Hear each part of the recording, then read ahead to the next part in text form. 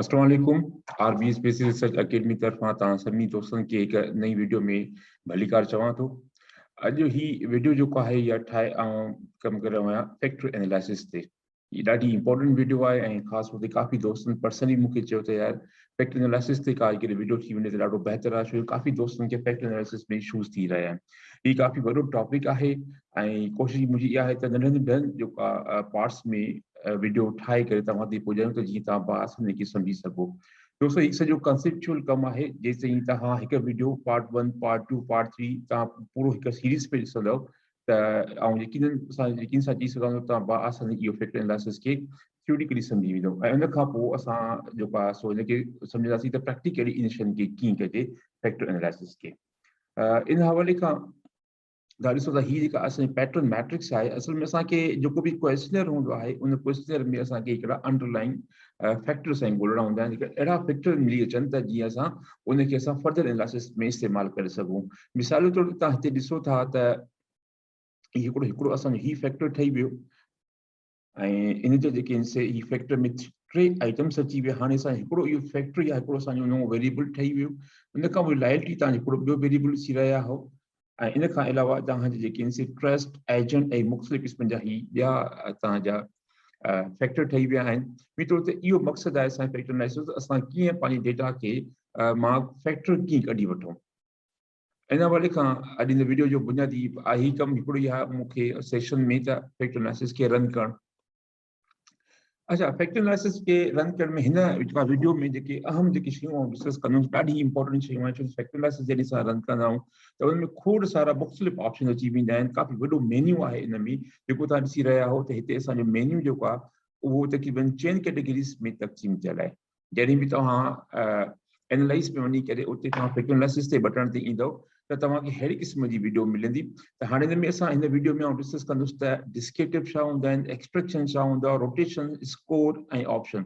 वरी तव्हां ॾिसो त हीअ ए जे हवाले खां ही आहे असांजो एक्सट्रैक्शन। त असां एक्सट्रैक्शन कहिड़ी कहिड़ियूं शयूं ईंदियूं आहिनि। बी में जेकॾहिं मिसाल तव्हांजो आहे त भई डिस्क्रिप्टिव स्टैटिस्टिक्स कहिड़ियूं असांजूं ईंदियूं आहिनि ऐं उन खां पोइ असांजो रोटेशन कहिड़ा आहिनि। हिते तव्हां ॾिसो था 5 रोटेशन मेथड्स आहिनि। वेरी मैक्स आहे, डायरेक्ट ऑब्लिमम आहे, क्वाड्री मैट्रिक्स आहे, इक्वल मैट्रिक्स आहिनि। ही ॾाढा अहम आहिनि। रोटेट जेके तव्हांखे डेटा खे घुमाए गोल रोटेट करे ऐं तव्हांखे सॉल्यूशन ॾींदा आहिनि। हाणे मां इन पंहिंजी थ्योरिटिकल वीडियो में हिकु ऑप्शन खे जेको आहे तफ़सीलन डिस्कस कयो आहे त वेरी मैक्स कहिड़ी सूरत में तव्हां अप्लाई कयो ऐं उन खां पोइ क्वाड्री मैट्रिक्स कहिड़ी में ऐं इक्वल मैट्रिक्स कहिड़ी में।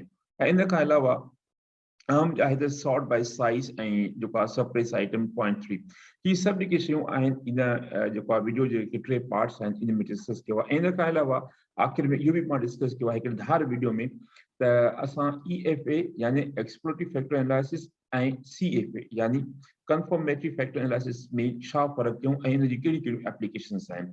तो दोस्त अक्सर EFA भी रन कंदा आहिनि ऐं कुझु दोस्त CFA भी रन कंदा आहिनि त कहिड़ी कंडीशन में असां EFA रन कयूं ऐं कहिड़ी कंडीशन में असां CFA रन कयूं। इन हवाले खां बि हिकु वीडियो आहे, उहा बि तव्हां ॾिसी सघो था।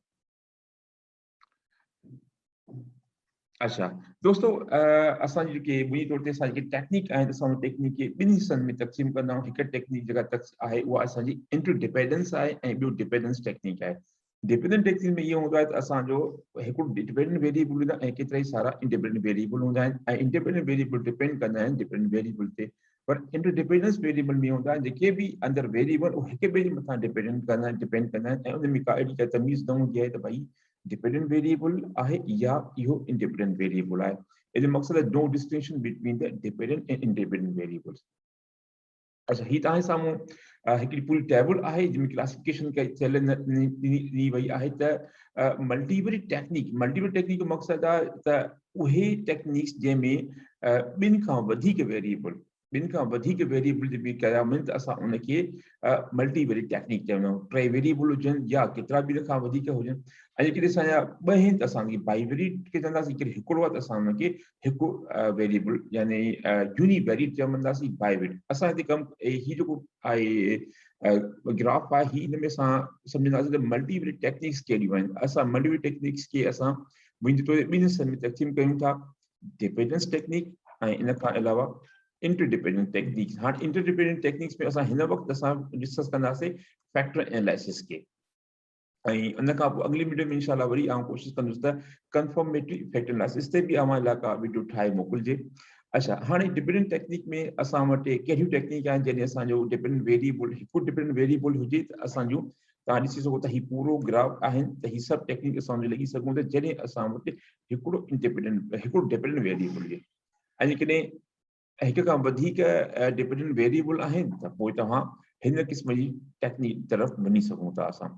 अच्छा, उन खां पोइ वेरिएबल इंटरडिपेंडेंस जेका ॻाल्हि हिन में बि हली रहियो त हुन में असां वटि फैक्टर एनालिसिस यानी EFA ऐं CFA यानी कंफर्मेटरी फैक्टर एनालिसिस इहे ॿ असां वटि टेक्निक्स आहिनि जंहिंमें जेके असां अप्लाई करे सघूं था जॾहिं असांजा वेरिएबल इंटरडिपेंडेंट हुजे। ऐं उन खां पोइ इंटर ऑब्जेक्ट सिमिलरिटी आहे त असां क्लस्टर एनालिसिस ऐं मल्टी डायमेंशनल। बहरहाल हिकिड़ो एडिशनल इंफॉर्मेशन तव्हांजे लाइ त असां मल्टी टेक्निक में ख़ासि तौर ते डिपेंडेंट इंटरडिपेंडेंट ऐं डिपेंडेंस टेक्निक में कहिड़ी टेक्निक सां रन करे सघूं था। हाणे असां हलूं था सभ खां अहम कॉन्सेप्ट जेको असां कमु कयूं था साइकोलॉजिकल फील्ड में या बिज़नेस जी फील्ड हुजे या तव्हां कॉमर्स में कमु कयो था या तव्हां सोशलॉजी में कमु कयो था मेडिकल साइंसिस में त असां हुते हिकिड़ो ख़ासि वेरिएबल यूज़ कंदा आहियूं जेके असां लैटेंट वेरिएबल चवंदा आहियूं। हाणे लैटेंट वेरिएबल छा हूंदो इन जो कॉन्सेप्ट छा आहे अचो त ॾिसूं त इहो इन जो कॉन्सेप्ट आहे छेड़ो त सिंपली सां उन खे अहिड़ो वेरिएबल जेको असां डायरेक्टली मेजर न करे सघूं यानी उनखे मेजर करण लाइ असांखे ॿी कंहिं शइ जो सहारो वठणो पए त असां इनखे अहिड़े कंहिं बि वेरिएबल असां लैटेंट वेरिएबल चऊं था। हाणे उनजा मिसाल असां वटि कहिड़ा आहिनि मिसाल जेके आहिनि खोड़ सारा अवां साम्हूं मिसाल अची सघनि था। मिसाल हिकिड़ो आहे तव्हांजो ईगोइज़म यानी ईगोइज़म हिकिड़ो असांखे ज़ाहिर त कोन थींदो आहे पर ईगोइज़म खे यानी रीड करण लाइ असिस्ट करण लाइ असांखे कुझु ॿिया पंहिंजा सवालात खपनि त जीअं असां उनखे ईगोइज़म खे सम्झी सघूं। असां क्रिएटिविटी बि हिकिड़ो इंटेंजिबल हिकिड़ो पंहिंजो वेरिएबल आहे जेके असां टच बि नथा करे सघूं ॾिसी बि कोन था सघूं असां। त हाणे अहिड़े क़िस्म जी क्रिएटिविटी खे कीअं मेजर कयूं इहो हिकिड़ो लैटेंट वेरिएबल आहे। हैप्पीनेस आहे रिलीजियसिटी आहे ऐं कंफर्ट आहे सैटिस्फैक्शन आहे या ब्यूटी इहे सभु एग्जाम्पल आहिनि असांजा लैटेंट वेरिएबल जा। ऐं इन खां पोइ अॼुकल्ह जेको हले थो काफ़ी मसइलो डिप्रेशन जो बि हली रहियो आहे। तव्हां ॾिसो कोविड-19 जे करे वरी ॿी टीं लहर बि अची वई आहे कोविड-19 जी तंहिं करे माण्हू काफ़ी डिप्रेशन जो शिकार थी रहिया आहिनि। त हाणे डिप्रेशन बि हिकिड़ो लैटेंट वेरिएबल आहे ऐं इनखे कीअं मेजर कजे उन जे लाइ बि मां तव्हांखे कुझु शयूं ॾेखारियां पई डिप्रेशन जे लाइ। अच्छा, हाणे हिन में आहे त are not a single measurable entity यानी असां हिनखे कंहिं हिकिड़े सवाल जे ज़रिए सां हिनखे मेजर नथा करे सघूं। यानी थी सघंदा इन जा मुख़्तलिफ़ डायमेंशन बि हुजनि ऐं हर डायमेंशन में वरी मुख़्तलिफ़ सवाल बि हुजनि। यानी हिकु लैटेंट वेरिएबल खे मेजर करण जे लाइ असां को हिकिड़े सवाल जो सहारो नथा वठी सघूं। असांखे खोड़ सारा सवाल पुछणु घुरिबा आहिनि तॾहिं वरी असां उनखे प्रॉपर तरीक़े सां उन लैटेंट वेरिएबल खे मेजर करे सघूं था। अच्छा, जी ॻाल्हि पई हले त डिप्रेशन जी। हाणे डिप्रेशन जे साम्हूं की जेकी असांखे डिप्रेशन खे मेजर करणो आहे त तव्हांखे फैटिग्यू खे बि मेजर करणो अथव इंसोमेनिया खे बि loss of interest in suicidal thoughts. हाणे इहे चारई फैक्टर मिलाए करे हिकु डिप्रेशन। हाणे डिप्रेशन खे मेजर करण जे लाइ इहे चारई खे असां मेजर कंदासीं त पोइ असां बासानी डिप्रेशन खे मेजर करण जे क़ाबिल थी वेंदासीं। हाणे डिप्रेशन असांजो हिकिड़ो लैटेंट वेरिएबल आहे। उमेद कयां त लैटेंट वेरिएबल जो कॉन्सेप्ट आहे अवां सम्झी विया हूंदा। अच्छा, उन खां पोइ आहे त are to explain the variance यानी फैक्टर एनालिसिस में असांजो हिकिड़ो वेरियंस आहे त वेरियंस जो मक़सदु छा आहे। वेरियंस जो मक़सदु सिर्फ़ु इहो ई आहे त observe variable in terms of the underline latent factor. Latent factor में जेको असां वेरिएबल ऑब्जर्व कयो आहे असां उनखे वेरियंस चऊं था। ऐं इन खां अलावा the factor analysis offer not be possibility of gaining the clear view of the data यानी का डेटा तव्हां कढी आहे उन जो पूरो हिकिड़ो क्लियर व्यू तव्हांखे साम्हूं अची वेंदो पर also possibility of using the output ऐं सब्सिक्वेंट लाइ यानी असां उन जेको आउटपुट असांखे जेको EFA जो मिले थो एक्सप्लोरेटरी फैक्टर एनालिसिस जो असां इहो वरी असां अगली टेक्निक में इस्तेमालु करे सघूं था। मिसाल इन ई जेको तव्हांखे आउटपुट मिलियो जेके असांखे डेटा जा मुख़्तलिफ़ फैक्टर निकिरी आया। मिसाल तव्हां ॾिसो वरी सम्झूं था त फैटिग्यू ते त हाणे डिप्रेशन ते छा त असांजो हिकिड़ो फैक्टर फैटिग्यू आहे इंसोमेनिया ॿियो ही टियों ही चारि फैक्टर आहिनि। जॾहिं डिप्रेशन जा चारि फैक्टर साम्हूं निकिरी आया ऐं जा मुख़्तलिफ़ सवाल हर हिकु फैक्टर में आया त पोइ असां छा कंदासीं इन डेटा खे इन रिज़ल्ट्स खे असां अॻु मल्टीपल रिग्रेशन में बि इस्तेमालु करे सघूं था लॉजिस्टिक रिग्रेशन में बि इस्तेमालु करे सघूं था ऐं ॿियूं टेक्निक बि असां हिन ते रन कयूं था। मसइलो इहो मां ॻाल्हि सम्झणी आहे त कॾहिं कॾहिं असां हाइपोथेसिस जेके आहिनि से सिर्फ़ु फैक्टर एनालिसिस रन करे बि असां हाइपोथेसिस खे टेस्ट करे सघूं था ऐं वरी ईअं थींदो आहे त असां उन फैक्टर कढी करे ऐं फर्दर एनालिसिस लाइ बि असां इस्तेमालु करे सघूं था। अच्छा, हाणे उन लाइ कुझु असम्पशन्स आहिनि जेके तमामु घणा अहम आहिनि, जीअं मल्टीपल रेगुलेशन खे रन करण लाइ पहिरियों असां असम्पशन्स हूंदा आहिनि जेके रन नथा थियनि त पोइ उहे मल्टीप्लिकेशन जा के रिज़ल्ट्स आहिनि उहे वैलिड न आहिनि। एतिरी असां फैक्टर एनालिसिस जा बि कुझु असम्पशन्स आहिनि। उनमें जेको पहिरियों असम्पशन आहे असांजो उहो आहे त वेरिएबल मस्ट बी इंटरलेटेड, यानी हिक ॿिए सां जेको रिलेशन त हुजे, ईअं न त असां एप्पल ऐं ऑरेंज खे असां हिते कहिड़ो जो रिलेशन कयूं। हाणे ॿ मुख़्तलिफ़ शयूं आहिनि जेके असां ॿिन्ही जो रिलेशन कंदासीं, ज़ाहिरान हिते को रिलेशन कोन्हे त इन जो को असांखे फैक्टर एनालिसिस जा फैक्टर बि कोन निकिरी सघंदा। हाणे इन जो कहिड़ी शइ खां असां पंहिंजो इंटरलेटेडनेस चेक कंदा, उहा असां चेक कंदा बार्टलेस टेस्ट। अच्छा, जॾहिं असां प्रैक्टिकल में अॻिते वधंदासीं त बार्टलेस टेस्ट जो कॉन्सेप्ट सम्झंदासीं ऐं इन बार्टलेस टेस्ट खे कीअं कजे उहा बि असां सम्झी वठंदासीं फैक्टर एनालिसिस में। छो फैक्टर एनालिसिस मेन्यू ईंदो आहे बार्टलेस टेस्ट, जॾहिं तव्हां चेक कंदा त उहो बार्टलेस टेस्ट जो रिज़ल्ट बि अची वेंदो ऐं केतिरो सिग्निफिकेंट आहे उहो बि असां उन में सम्झी वठंदासीं। अच्छा, इन खां लाइ को आहे त 20 अनरिलेटेड वेरिएबल यानी 20 फैक्टर, यानी जेतिरा तव्हांजा वेरिएबल फैक्टर अनरिलेटेड हूंदा हिक ॿिए सां रिलेशन में, ओतिरा वधीक फैक्टर निकिरंदा ऐं जेतिरा तव्हांजा रिलेटेड हूंदा त ओतिरा घटि फैक्टर तव्हांजा निकिरंदा।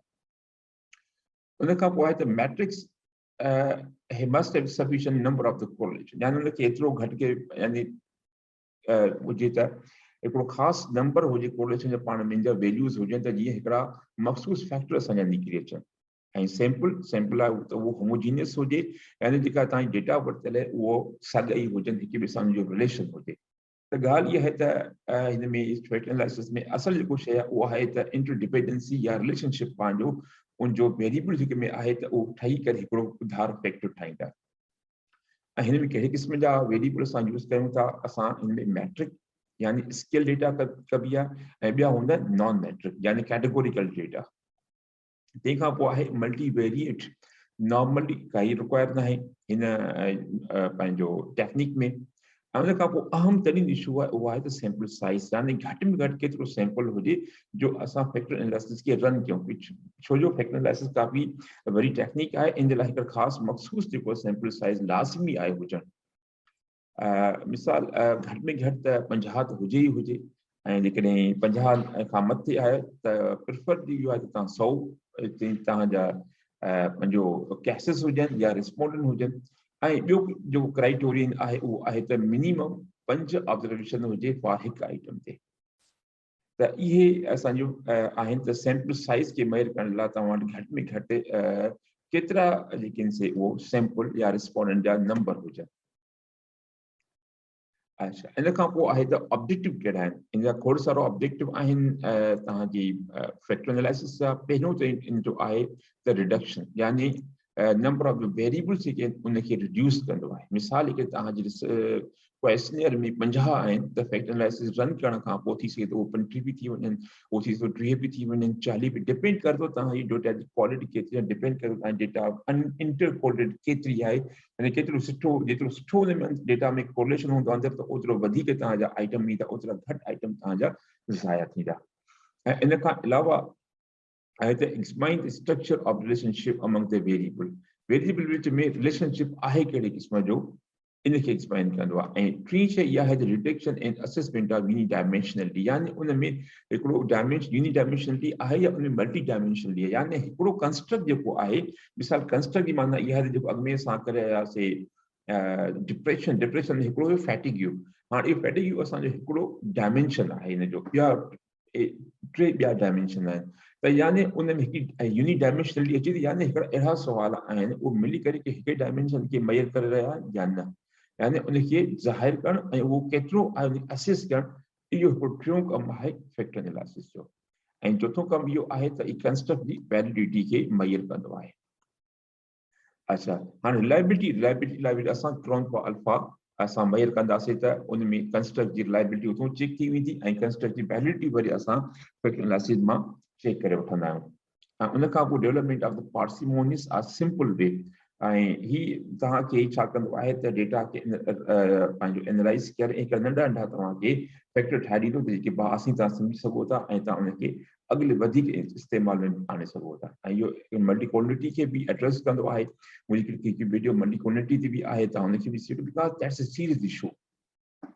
ऐं जेकॾहिं मल्टी क्वालिटी इशू तव्हांजी डेटा में आहे त इहो ॾाढो ॾुखियो थी वेंदो सॉफ्टवेयर जे लाइ त हू कहिड़े इंडिपेंडेंट वेरिएबल जो इम्पैक्ट ॾिसे तव्हांजे डिपेंडेंट वेरिएबल ते।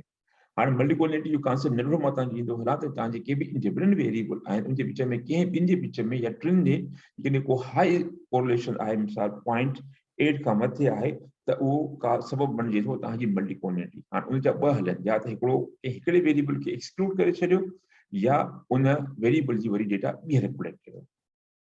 यूज डेवलप थ्योरीज तव्हां हिन जे मुताबिक़ तव्हां थ्योरीज पे ठाहे सघो था, जीअं मिसो हिलार्की थ्योरी आहे, ॿ टे ॿियूं थ्योरियूं उन तहत तव्हां थ्योरीज बि ठाहे सघो था ऐं तव्हां उनखे ऐं कंस्ट्रक्ट थ्योरी जा कंस्ट्रक्ट ठाहे सघो था ऐं या कंहिं थ्योरी खे प्रूव या डिसप्रूव बि करे सघो था। त इहे कुझु इस्तेमाल हुया असांजा फैक्टर एनालिसिस। त असां फैक्टर एनालिसिस आख़िर रन छो कंदा आहियूं? हाणे कुझु एग्जाम्पल बि थी वञे त फैक्टर एनालिसिस जा त काफ़ी आसान थी वेंदो असांजे लाइ सम्झणु फैक्टर एनालिसिस। हाणे मिसाल हिकिड़ो आहे त researcher interested to study the consumer motivation in to shop in the shopping mall. अॼुकल्ह तव्हां ॾिसो त हर तरफ़ शॉपिंग मॉल अची विया आहिनि, हर शहर में नंढा वॾा शॉपिंग मॉल आहिनि ऐं उन में असां हिते ॾिसूं त कस्टमर जी मोटिवेशन कहिड़ो आहे, आख़िर कहिड़े सबब जे करे उहो शॉपिंग मॉल मां शॉपिंग करे रहियो आहे। त इन हवाले खां असां वटि टोटल जेके उहे 35 स्टेटमेंट्स आहिनि ऐं असां 5 पॉइंट लिकट स्केल ते असां उनखे मुहैया कयोसीं। ठीकु आहे, हाणे असां छा कयोसीं, असां एक्सप्लोरेटिव इफेक्ट एनालिसिस यानी EF असां रन कयोसीं त जंहिंमां असांखे 35 स्टेटमेंट मिलियूं उहे साॻियूं ऐं असां उन 35 स्टेटमेंट में असांखे इहा ख़बर पई त असांजा 6 फैक्टर निकिरी आया 35 जेको हाणे उन फैक्टर जा नाला कहिड़ा आहिनि, उनजो आहे इकनॉमिक इंसेंटिव, पोइ मुआशी फ़ाइदो उनजो हुजे, मिसाल त उते की शयूं कुझु सस्तियूं मिलंदियूं हुजनि त उन करे माण्हू वठणु अचनि था। एस्थेटिक्स एम्बियंस आहे त जमायती ज़ोक़ आहे, सुठियूं शयूं पियूं आहिनि तॾहिं माण्हू इन करे अचनि था, हिकिड़ो सबबु इहो फैक्टर अची वियो। कन्वीनियंट आहे वञा अंडर 1 2 हिकु छत में तव्हां सभु शयूं मिली थियूं वञनि, न त छा कंदो तव्हां मुख़्तलिफ़ शयुनि जे लाइ मुख़्तलिफ़ दुकाननि ते वञणो पवंदो, हिते हिकिड़े अंडर हिकिड़ी रूप सभु शयूं तव्हांखे मिली वञनि थियूं। ऐं डाइवर्जन आहे, तव्हां हिकु शइ खां ॿी शइ खे चेक करे सघो था ऐं ब्राउज़िंग यानी इहो बि करे सघो था। ऐं मील आहे, सिनिक कंज़प्शन आहे त तव्हां को मील बि तव्हांखे या अक्सर तव्हांजे वॾनि शॉपिंग सेंटर में मिसाल में ऐं ॿियो उन खां पोइ ॿी आहे त सोशल एक्सपीरियंस यानी तव्हांजी सोशली बि तव्हां हिक ॿिए सां माण्हुनि सां मिली सघो था। त मक़सदु इहे 6 पंटीह के सवाल असांजा अची विया, इन 35 सवालनि खे असां 6 मुख़्तलिफ़ डायमेंशन में तक़सीम करे विधोसीं। त हाणे इहो जो असल में एप्लीकेशन आहे तव्हांजी फैक्टर एनालिसिस। ॿियो मिसाल वठी अचूं, हाणे इहो आहे सर्व कॉल यानी सर्विस क्वालिटी खे मुहैया, यानी कंहिं बि सर्विस ऑर्गेनाइजेशन हो, यूनिवर्सिटी हुजे, बैंक हुजे, कहिड़ी बि सर्विस का कोच सर्विस आहे, ट्रांसपोर्टेशन सर्विस, उन जी क्वालिटी खे मुहैया करण जे लाइ असां वटि ही क्वेश्चनियर आहे जंहिंमें असांजो empathy, reliability, assurance, tangibility and responsibility, इहे 5 डायमेंशन्स आहिनि जंहिंमें असां टोटल 34 सवाल हुया ऐं जेके असां घटाए करे असां जेको आहे अच्छा पहिरियों जेको हुयो त 97 क्वेश्चन्स हुया, वरी पोइ उनखे मुख़्तलिफ़ टेक्निक रन करे असां उनखे रिड्यूस करे 34 ताईं आंदो वियो। जेके बि साइकोलॉजिस्ट में रिसर्चर आहिनि जिन बि यानी इहो इंस्ट्रूमेंट डेवलप कयो ऐं आख़िर में 22 स्टेटमेंट ते अची वियो।